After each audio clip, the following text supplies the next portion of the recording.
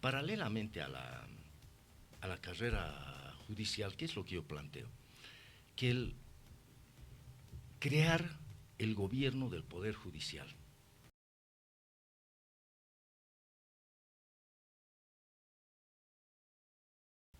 La justicia tiene dos ramas, una que es la parte política administrativa y otra que es la parte técnica jurídica, que hoy están fusionados. Los magistrados cumplen ambas funciones y por eso tienen que hablar con el poder político y por eso tienen que coordinar con el poder político, etc. Y en esa coordinación es donde el poder político se aprovecha, porque finalmente han sido sus jueces, para definir qué es lo que tiene que hacer la justicia en todas las materias, ¿no?, que hemos visto a lo largo de estos años. Yo lo que planteo es que esto se tiene que separar. Entonces, la creación del Poder Judicial tiene que tener como único objetivo velar por la independencia de los jueces. Entonces, este Poder Judicial, este gobierno del Poder Judicial, ha de ser un escudo protector de la independencia judicial. ¿Qué significa eso? Que cuando un político, cuando un diputado, un senador quiera hablar, quiera presentar algún problema a la justicia, tendrá que hacerlo a través del gobierno del Poder Judicial. Y el gobierno del Poder Judicial no tendrá funciones jurisdiccionales, sino simplemente funciones estrictamente político-administrativas. Se encargará de que del presupuesto, se encargará de que mejore la justicia, de que no falte jueces en determinado lugar, etc. Entonces, cuando el poder político le pida cualquier favor que le pida en el ámbito jurisdiccional, no podrá hacerlo porque no tendrá esa competencia. Bien, con esta propuesta que presenta, doctor, ¿cómo logramos que la justicia sea un ente independiente? Justamente con la creación del gobierno del Poder Judicial, porque ese gobierno del Poder Judicial, lo que yo planteo es que sea elegido como cualquier poder político, ¿no?, con elecciones, etcétera. Pero lo que aquí tiene que quedar claro es que lo que el pueblo boliviano va a elegir no son jueces, como actualmente ocurre, sino va a nombrar a los políticos que van a dirigir y van a llevar adelante el poder judicial desde el ámbito administrativo y político, no desde el ámbito jurisdiccional. Entonces, ellos van a ser los protectores de la independencia del Poder Judicial, porque su única labor ha de ser justamente esa, la de velar por la independencia del Poder Judicial. Bien, doctor, coméntenos por favor del libro también, cómo ha sido la recolección de datos para hacer la redacción. Bueno, mire, esta lo hice en la pandemia, ¿no? Justamente llegó la pandemia.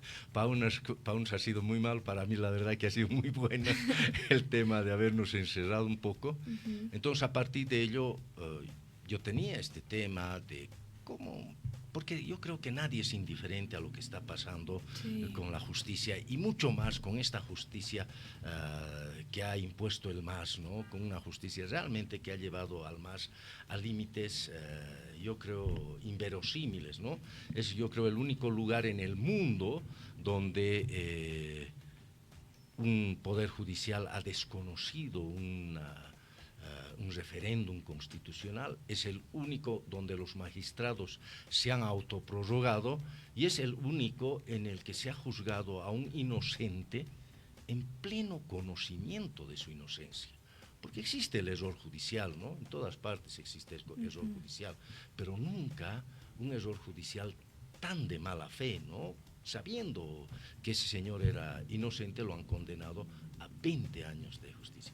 Pero además la aplicación que se hace de la justicia, no solamente burda, sino a veces cruel, a veces inhumana. Fíjese usted lo que pasó con el señor Bakovic, ¿no?, que murió, como se dice, no al pie del cañón, como diríamos nosotros, ¿no?, sino al pie de los juzgados, porque le han puesto 20, 30 juicios y lo llevaban de uno a otro lado de una manera realmente ya inhumana.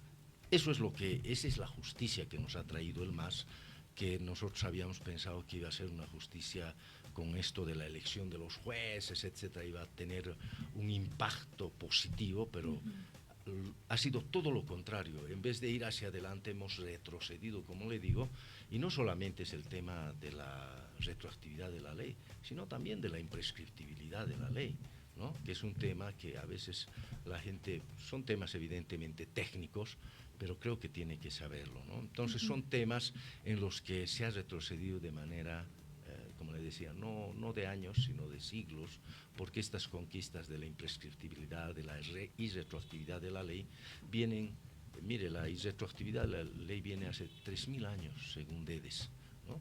Entonces, a partir de este tema, en la pandemia, como le decía, he ido recopilando, viendo en el internet, en mis libros, y todos, mire, yo le digo sinceramente, todos los sistemas judiciales tienen este problema de que todos, o es el presidente el que preselecciona, hace la terna, y el poder legislativo el que nombra, o es al revés, el poder legislativo el que hace la terna y el presidente el que nombra, o a veces la Cámara de Diputados la que preselecciona, la hace las ternas, y la Cámara de Senadores la que elige.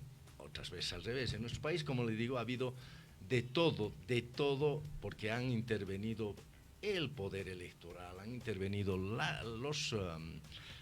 las alcaldías, ¿no? En el ámbito departamental, que el Consejo Municipal elegía a lo que antes se llamaba a los vocales de corte, ¿no? Entonces, todo eso, mire, no ha cambiado. En el fondo no ha cambiado ese modelo de preselección y selección por el poder político, ¿no?